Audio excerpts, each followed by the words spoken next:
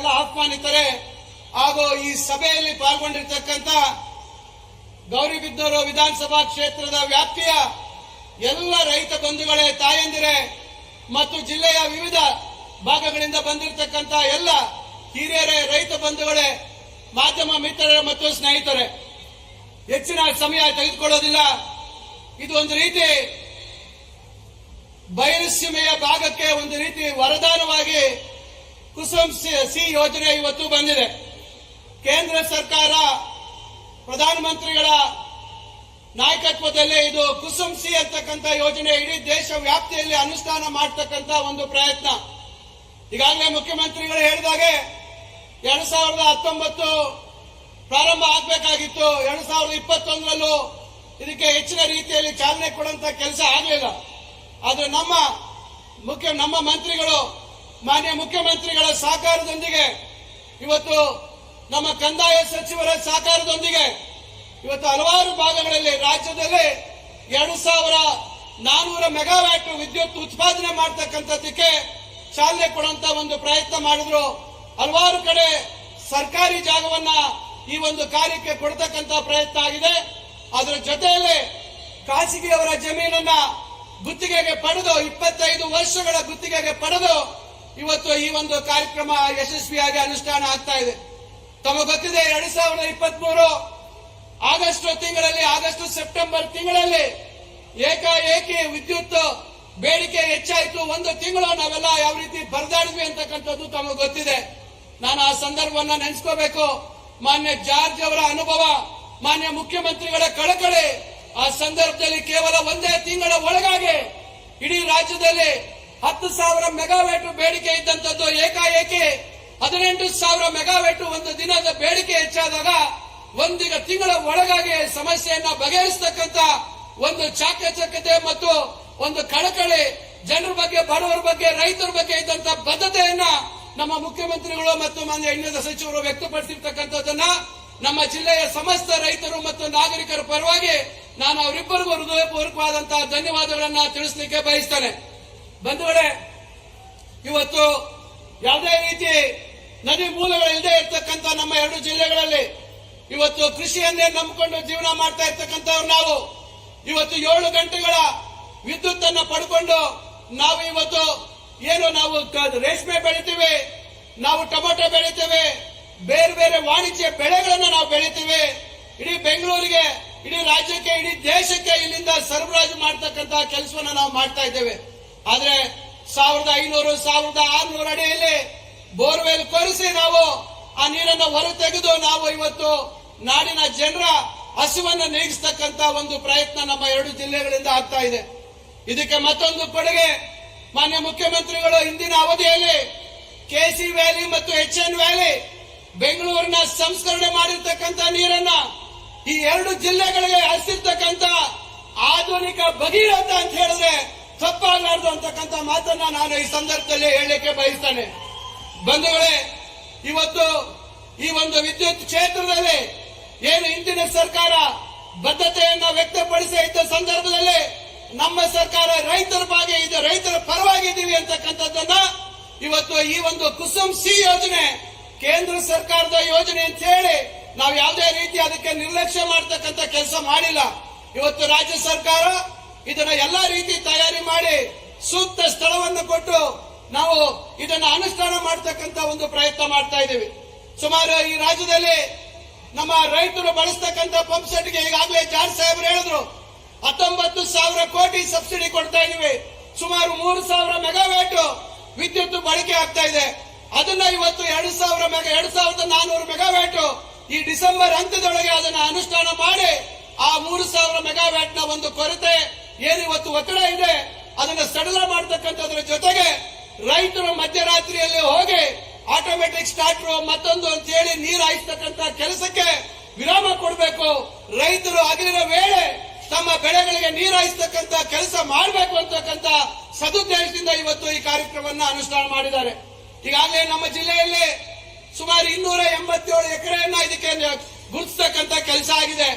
ಈಗಾಗಲೇ ಹಲವಾರು ಕಡೆಗಳಲ್ಲಿ ಇವತ್ತು ಯೋಜನೆ ಅನುಷ್ಠಾನ ಆಗ್ತಾ ಇದೆ. ಈಗಾಗಲೇ ಇಲ್ಲಿ ತೊಂಡೆಬಾವಿಯಲ್ಲಿ ಪೂರ್ಣ ಆಗಿದೆ. ತೊಂಡೆಬಾವಿಯ ಸಬ್ ಸ್ಟೇಷನ್ ಇರ್ಬೋದು ಮತ್ತು ಮಂಚೇನಹಳ್ಳಿಗೆ ಇರ್ಬೋದು ಸುಮಾರು 20 ಮೆಗಾವ್ಯಾಟ್ ವಿದ್ಯುತ್ ಈಗ ಅಲ್ಲಿ ಸರಬರಾಜು ಮಾಡತಕ್ಕಂತ ಒಂದು ಕೆಲಸ ಆಗ್ತಾ ಇದೆ. ಅದರಿಂದ ಬಹುಶಃ ಹತ್ತಿರದ ದಿನಗಳಲ್ಲಿ ಇವೆಲ್ಲ ಪೂರ್ಣಗೊಳ್ತಕ್ಕಂತ ಕೆಲಸ ಆಗತ್ತೆ ಅಂತಕ್ಕಂಥ ಮಾತನ್ನ ಹೇಳ್ತಾ, ಇನ್ನ ಟ್ರಾನ್ಸ್ಫಾರ್ಮರ್ ವಿಚಾರಕ್ಕೆ ಸಂಬಂಧಪಟ್ಟಂತೆ ತಮಗೆ ಗೊತ್ತಿದೆ ಏನು ಅಕ್ರಮ ಸಕ್ರಮ ವಿಚಾರದಲ್ಲಿ ನಮ್ಮ ಸರ್ಕಾರ ಇವತ್ತು ಹಳೆ ಬಾಕಿಗಳನ್ನ 2023 ಸೆಪ್ಟೆಂಬರ್ ವರೆಗೂ ಇದ್ದಂತ ಬಾಕಿಯನ್ನ ಅದನ್ನ ಪೂರ್ಣಗೊಳಿಸಿ ಮುಂದೆ ಬೇರೆ ಒಂದು ರೀತಿಯಲ್ಲಿ ಮುಂದುವರಿಸತಕ್ಕಂತ ಒಂದು ಪ್ರಯತ್ನ, ಏನು 500 ಮೀಟರ್ ಒಳಗಾಗಿರ್ತಕ್ಕಂತ ಒಂದು ಪ್ರದೇಶದಲ್ಲಿ ಉಚಿತವಾಗಿ ಟ್ರಾನ್ಸ್ಫಾರ್ಮರ್ ಕೊಡುವಂತ ಪ್ರಯತ್ನ ಮತ್ತು ಯಾರು ತ್ವರಿತವಾಗಿ ಕೆಲಸ ಆಗ್ಬೇಕು ಅಂತಂತವ್ರು ಅವರೇ ಸ್ವಂತ ಎಕ್ಸಿಕ್ಯೂಷನ್ ಮಾಡ್ಕೊಂಡ್ರೆ ಕಂಬಗಳನ್ನ ಹಾಕೊಂಡ್ರೆ ತ್ವರಿತವಾಗಿ ಅವರಿಗೆ ಟ್ರಾನ್ಸ್ಫಾರ್ಮರ್ ಕೊಡುವಂತ ಕೆಲಸ ಮಾಡ್ತಾ ಇದ್ದಾರೆ. ಒಂದು ಚಿಂತಾಮಣಿಯ ಒಂದು ಉದಾಹರಣೆ ಹೇಳ್ತೇನೆ. ಕಳೆದ ಒಂದು ವರ್ಷದಲ್ಲಿ ರೈತರಿಗೆ ಹೆಚ್ಚುವರಿಯಾಗಿ ಹೊಸ ಟ್ರಾನ್ಸ್ಫಾರ್ಮರ್ ಅನ್ನ ಸುಮಾರು 86-87 ಟ್ರಾನ್ಸ್ಫಾರ್ಮರ್ ಕೊಟ್ಟಿದ್ದೀವಿ. ವಾರಕ್ಕೆ ಸರಾಸರಿ 2 ಟ್ರಾನ್ಸ್ಫಾರ್ಮರ್ ಲೆಕ್ಕದಲ್ಲಿ ಕೊಟ್ಟಿದ್ದೇವೆ. ಅದಕ್ಕಿಂತ ಮುಂಚೆ ನೋಡಿದಾಗ ವರ್ಷಕ್ಕೆ ಬರೀ 30-35 ಟ್ರಾನ್ಸ್ಫಾರ್ಮರ್ ಮಾತ್ರ ರೈತರಿಗೆ ಹೆಚ್ಚುವರಿ ಏನು ಒತ್ತಡ ಲೋಡ್ ಜಾಸ್ತಿ ಆದಂತ ಸಂದರ್ಭದಲ್ಲಿ ಕೊಡುವಂತ ಕೆಲಸ ಆಗ್ತಾ ಇತ್ತು. ಆದ್ರೆ ನಮ್ಮ ಸರ್ಕಾರ ಇವತ್ತು ಪದೇ ಇವತ್ತು ಮಾಧ್ಯಮದವರು ವಿರೋಧ ಪಕ್ಷದವರು ಮಾತಾಡ್ತಾರೆ ಸರ್ಕಾರದಲ್ಲಿ ಹಣ ಇಲ್ಲ ಅಂತ. ಆದ್ರೆ ಇವಾಗ ಎಲ್ಲಿಂದ ಬಂತು ಇಷ್ಟು ಟ್ರಾನ್ಸ್ಫಾರ್ಮರ್ ಕೊಡ್ಲಿಕ್ಕೆ ರೈತರಿಗೆ ಗುಣಮಟ್ಟದ ವಿದ್ಯುತ್ ಕೊಡ್ಲಿಕ್ಕೆ ಎಲ್ಲಿಂದ ಯಾವ ರೀತಿ ಮಾಡಕ್ ಸಾಧ್ಯ ಆಯ್ತು ಅಂತಕ್ಕಂಥದ್ದು ತಾವೆಲ್ಲರೂ ಗಮನಿಸಬೇಕಾದಂತ ವಿಚಾರ ಅಂತಕ್ಕಂಥ ಮಾತನ್ನು ಹೇಳಿ ಮಾನ್ಯ ಮುಖ್ಯಮಂತ್ರಿಗಳು ಇನ್ನು ಹಲವಾರು ವಿಚಾರಗಳನ್ನ ಇಲ್ಲಿ ಪ್ರಸ್ತಾಪ ಮಾಡ್ತಾರೆ. ಆದ್ರೆ ಕಡೆದಾಗಿ ಇವತ್ತು ಮಾವು ಬೆಳೆ ನಾವೆಲ್ಲ ನೋಡ್ತಾ ಇದ್ದೇವೆ. ಇವತ್ತು ಅವಳಿ ಜಿಲ್ಲೆಯಲ್ಲಿ ಹೆಚ್ಚಾಗಿ ಮಾವನ್ನ ಶ್ರೀನಿವಾಸಪುರ ತಾಲೂಕಿನಲ್ಲಿ ಬೆಳೀತೇವೆ. ಪಕ್ಕದಲ್ಲಿ ಸ್ವಲ್ಪ ಹೆಚ್ಚು ಕಮ್ಮಿ ಅಷ್ಟು ಇಲ್ಲದೇ ಇದ್ರೂ ಪ್ರಮಾಣದಲ್ಲಿ ಅವರ ಒಂದು 30% ಭಾಗ ನಮ್ಮ ಚಿಂತಾಮಣಿ ತಾಲೂಕು ಮತ್ತು ಇತರೆ ನಮ್ಮ 2 ಜಿಲ್ಲೆಗಳಲ್ಲಿ ಬೇರೆ ಬೇರೆ ಕಡೆ ಇವತ್ತು ಬೆಳೀತಕ್ಕಂಥದ್ದು ಆಗ್ತಾ ಇದೆ. ಇವತ್ತು ಏಕಾಏಕಿ ತೋತಾಪುರಿ ಮಾವಿನಹಣ್ಣಿಗೆ ಇವತ್ತು ಬೆಲೆ ತೀವ್ರವಾಗಿ ಕುಸಿದೋಗಿದೆ. ಸುಮಾರು ಮಾರುಕಟ್ಟೆಯಲ್ಲಿ 4-5 ರೂಪಾಯಿ ಮಾತ್ರ ಇವತ್ತು ಅದಕ್ಕೆ ಬೆಲೆ ಇರ್ತಕ್ಕಂಥದ್ದಾಗಿದೆ. ನಾನು ಮಾನ್ಯ ಮುಖ್ಯಮಂತ್ರಿಗಳಲ್ಲಿ ವಿನಂತಿ ಮಾಡಿಕೊಳ್ತೇನೆ, ಈಗಾಗಲೇ ಅವ್ರ ಗಮನಕ್ಕೆ ತಂದಿದ್ದೇನೆ. ಈಗ ನಮ್ಮ ಚಿಕ್ಕಬಳ್ಳಾಪುರ ಜಿಲ್ಲೆಯಲ್ಲಿ 3600 ಹೆಕ್ಟೇರ್ ಇವತ್ತು ತೋತಾಪುರಿ ಬೆಳೆ ಇದೆ. ಬೇರೆ ಬೇರೆ ವೆರೈಟಿ ಬಗ್ಗೆ ನಾನು ಹೇಳ್ತಾ ಇಲ್ಲ. 3600 ಹೆಕ್ಟೇರ್ ಇವತ್ತು ಇಲ್ಲಿ ಬೆಳೀತಕ್ಕಂಥದ್ದು ಒಟ್ಟು 30,000 ಟನ್ ನಾವು ನಿರೀಕ್ಷೆ ಮಾಡ್ತಾ ಇದ್ದೀವಿ ತೋತಾಪುರಿ ಬೆಳೆ. ಅದೇ ರೀತಿ ಕೋಲಾರ ಜಿಲ್ಲೆಯಲ್ಲಿ ಹೆಚ್ಚಾಗಿ ಶ್ರೀನಿವಾಸಪುರದಲ್ಲಿ 31,300 ಹೆಕ್ಟೇರ್ ಪ್ರದೇಶದಲ್ಲಿ ಇವತ್ತು ತೋತಾಪುರಿ ಬೆಳೆಯನ್ನ ಇಟ್ಟಿದ್ದಾರೆ. ಈಗ ಅಲ್ಲಿ 2,70,853 ಟನ್ ಇವತ್ತು ನಾವು ನಿರೀಕ್ಷೆ ಮಾಡ್ತಾ ಇದ್ದೀವಿ. ಪಕ್ಕದ ನೆರೆಯ ಆಂಧ್ರದ ಭಾಗದಲ್ಲಿ ಈಗಾಗಲೇ ನಾವು ಮಾಧ್ಯಮದಲ್ಲಿ ನೋಡಿದೆ, ಕರ್ನಾಟಕದಿಂದ ವಿಶೇಷವಾಗಿ ಶ್ರೀನಿವಾಸಪುರದಿಂದ ಮಾವನ್ನ ಅಲ್ಲಿಗೆ ರಫ್ತು ಮಾಡುವಂತದ್ದು ಅಥವಾ ಅಲ್ಲಿಗೆ ಸಾಗಾಣಿಕೆ ಮಾಡಿ ಮಾರುಕಟ್ಟೆಗೆ ಹೋಗುವಂತದ್ದನ್ನ ಅವರು ಅಲ್ಲಿರ್ತಕ್ಕಂಥ ಪ್ರೊಸೆಸಿಂಗ್ ಯೂನಿಟ್ಸ್ ಮತ್ತೊಬ್ಬರು ಅದನ್ನು ಪಡಿಬಾರದು ಅಂತಕ್ಕಂಥ ನಿಷೇಧವನ್ನು ಹೇರಿದ್ದಾರೆ ಅಂತಕ್ಕಂಥದ್ದು. ಮತ್ತು ನೆರೆಯ ಆಂಧ್ರದಲ್ಲಿ ಇವತ್ತು 1 ಕೆಜಿಗೆ ಆ ಸರ್ಕಾರ 4 ರೂಪಾಯಿ ಬೆಂಬಲ ಬೆಲೆಯನ್ನ ಘೋಷಿಸಿದೆ. ನಾನು ಮಾನ್ಯ ಮುಖ್ಯಮಂತ್ರಿಗಳಲ್ಲಿ ವಿನಂತಿಸಿಕೊಳ್ತೇನೆ, 2 ಜಿಲ್ಲೆ ಅಥವಾ ರಾಜ್ಯದ ಮಾವು ಬೆಳೆಗಾರರಿಗೆ ವಿಶೇಷವಾಗಿ ತೋತಾಪುರಿ ಬೆಳೆ ಮಾವಿಗೆ ತಾವು ನಮ್ಮ ಸರ್ಕಾರದಿಂದ 4 ರೂಪಾಯಿಯನ್ನ ಬೆಂಬಲ ಬೆಲೆಯಾಗಿ ತಾವು ಪರಿಗಣಿಸಬೇಕು, ಅದನ್ನ ತಾವು ಘೋಷಣೆ ಮಾಡಬೇಕು ಅಂತ ಹೇಳಿ ಈ 2 ಜಿಲ್ಲೆಗಳ ಮಾವು ಬೆಳೆಗಾರರ ಪರವಾಗಿ ನಾನು ಈ ಸಂದರ್ಭದಲ್ಲಿ ಮಾನ್ಯ ಮುಖ್ಯಮಂತ್ರಿಗಳಲ್ಲಿ ಕಳಕಳಿಯಾಗಿ ಪ್ರಾರ್ಥನೆ ಮಾಡಿಕೊಳ್ತೇನೆ.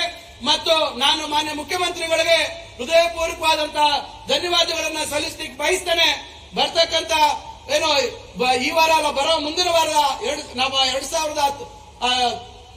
2025 ಜೂನ್ 19ನೇ ತಾರೀಕು ಒಂದ್ ರೀತಿ ನಮ್ಮ ಜಿಲ್ಲೆಗೆ ಚರಿತ್ರೆಯಲ್ಲಿ ಉಳಿತಕ್ಕಂತ ಒಂದು ಸಂದರ್ಭ. ನಮ್ಮ ನಂದಿ ಗಿರಿಧಾಮ ಏನು ಪ್ರಖ್ಯಾತ ನಂದಿ ಗಿರಿಧಾಮದಲ್ಲಿ ಸಂಪುಟದ ಸಭೆಯನ್ನ ಏರ್ಪಡಿಸತಕ್ಕಂತ ತೀರ್ಮಾನ ಮಾನ್ಯ ಮುಖ್ಯಮಂತ್ರಿಗಳು ತೆಗೆದುಕೊಂಡಿದ್ದಾರೆ. ಬಹುಶಃ ನಮ್ಮ ಜಿಲ್ಲೆಗೆ ನಮ್ಮ ಈ ಒಂದು ಭಾಗ ಬೆಂಗಳೂರು ಡಿವಿಷನ್ಗೆ ಸಂಬಂಧಿಸಿದಂತೆ ಹಲವಾರು ನಮ್ಮ ಬೇಡಿಕೆಗಳು ಯೋಜನೆಗಳಿಗೆ ಅವರು ಸಕಾರಾತ್ಮಕವಾಗಿ ಆ ಒಂದು ಸಂಪುಟದ ಸಭೆಯಲ್ಲಿ ಅವರು ತೀರ್ಮಾನಗಳನ್ನ ಕೊಟ್ಟು ನಮಗೆ ಹಲವಾರು ವರ್ಷಗಳಿಂದ ಇರ್ತಕ್ಕಂಥ ಹಲವಾರು ಬೇಡಿಕೆಗಳಿಗೆ ಅವರು ಮಾನ್ಯತೆ ಕೊಡ್ತಾರೆ ಅಂತಕ್ಕಂಥ ಒಂದು ವಿಶ್ವಾಸ ಇದೆ. ಅದರಿಂದ ಮತ್ತೊಮ್ಮೆ ನಮ್ಮ ಜಿಲ್ಲೆಗೆ ಮಾನ್ಯ ಮುಖ್ಯಮಂತ್ರಿಗಳು ಬಹಳಷ್ಟು ಅಭಿಮಾನ ಇಟ್ಕೊಂಡು ಹಲವಾರು ಕಾರ್ಯಕ್ರಮಗಳನ್ನ ಮಂಜೂರು ಮಾಡಿದ್ದಾರೆ. ಈಗಾಗಲೇ ಶಿಡ್ಲಘಟ್ಟದಲ್ಲಿ 200 ಕೋಟಿ ಹೈಟೆಕ್ ಸಿರಿಕಲ್ಚರ್ ಮಾರ್ಕೆಟ್ ಈಗಾಗಲೇ ಎಲ್ಲ ಪ್ರಕ್ರಿಯೆಗಳಾಗಿದೆ. ಮುಂದಿನ ತಿಂಗಳಲ್ಲಿ ಅವರ ಸಮಯವನ್ನು ತಗೊಂಡು ನಾವು ಅದಕ್ಕೆ ಶಂಕುಸ್ಥಾಪನೆಯನ್ನ ನೆರವೇರಿಸತಕ್ಕಂಥ ಕೆಲಸ ಮಾಡ್ತೇವೆ.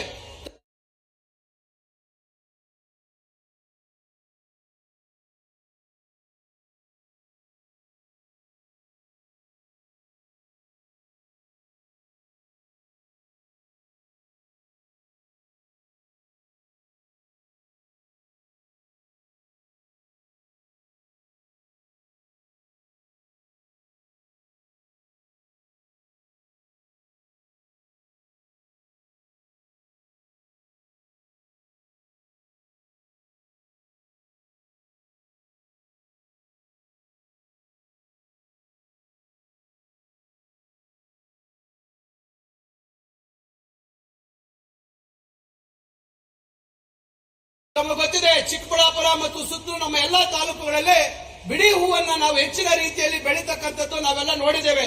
ಈಗಾಗಲೇ ಚಿಕ್ಕಬಳ್ಳಾಪುರದಲ್ಲಿ 20 ಎಕರೆ ಪ್ರದೇಶವನ್ನ ಗುರುತಿಸಿ 140 ಕೋಟಿಗೆ ಒಂದು ಯೋಜನೆಯನ್ನ ಹೈಟೆಕ್ಸ್ ಏನು ಫ್ಲವರ್ ಮಾರ್ಕೆಟ್ ಅನ್ನ ಮಾಡಿದಂತದಕ್ಕೆ ಈಗಾಗಲೇ ಕ್ಯಾಬಿನೆಟ್ ಅಲ್ಲಿ ನಮ್ಮ ಇದರಲ್ಲಿ ಏನು ಆಯವ್ಯಯದಲ್ಲಿ ಮಾನ್ಯ ಮುಖ್ಯಮಂತ್ರಿಗಳು ಅದನ್ನ ಪಿಪಿಪಿ ಮಾಡಲಲ್ಲಿ ಮಾಡಬೇಕು ಅಂತ ಹೇಳಿದ್ರು. ನಾನು ಅವರ ಮನವೊಲಿಸಿದ್ದೀನಿ, ಅವರು ಒಪ್ಪಿದ್ದಾರೆ. ಅದನ್ನ ನಬಾರ್ಡ್ ಯೋಜನೆಯಲ್ಲಿ 140 ಕೋಟಿ ನಮ್ಮ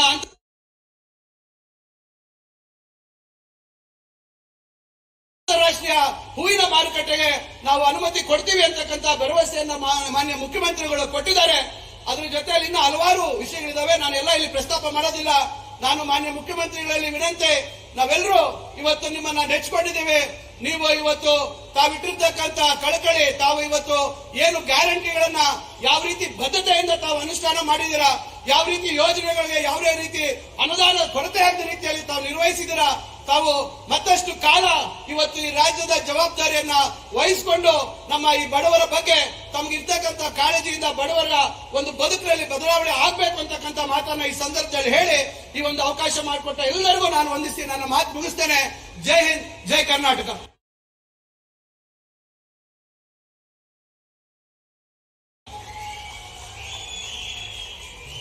ಇಲ್ಲಿನ ಜನತೆಯ ಪರವಾಗಿ ಸನ್ಮಾನ್ಯ ಮುಖ್ಯಮಂತ್ರಿಗಳಿಗೆ ವಂದನೆಗಳನ್ನ ಸಲ್ಲಿಸಿದ್ದಾರೆ. ಹಾಗೆಯೇ ಜನರ ಮನದಾಳದ ಮಾತುಗಳನ್ನು ಸಹ ತಿಳಿಸಿದ್ದಾರೆ ಡಾಕ್ಟರ್